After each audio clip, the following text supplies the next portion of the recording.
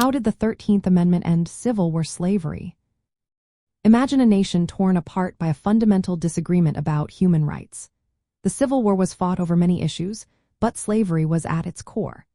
During the war, President Abraham Lincoln issued the Emancipation Proclamation in 1863, which declared enslaved people in Confederate states to be free.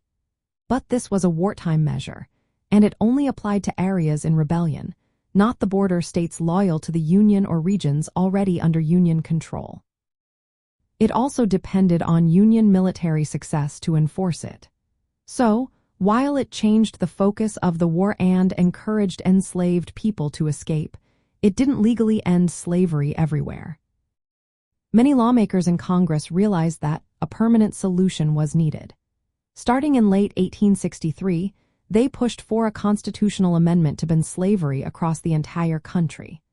The Senate approved this idea in April 1864, but the House of Representatives initially fell short of the two-thirds majority needed. After President Lincoln was re-elected in November 1864, support grew. By January 1865, the House passed the amendment, and it was sent to the states for ratification. The final text of the 13th Amendment was straightforward. It said that neither slavery nor involuntary servitude, except as punishment for a crime after a person has been convicted, could exist in the United States or any place under its jurisdiction. This language made slavery illegal everywhere, superseding any state laws that still supported it. It also gave Congress the power to pass laws to enforce this ban.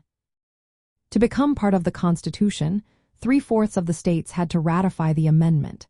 By December 1865, enough states had approved it, and Secretary of State William Seward officially announced its adoption. This marked the legal end of slavery in America. It freed all remaining enslaved people, including those in border states not covered by the Emancipation Proclamation. It also nullified the Fugitive Slave Clause, which had required the return of escaped enslaved individuals. The 13th Amendment built on the Emancipation Proclamation by making abolition a permanent, nationwide law.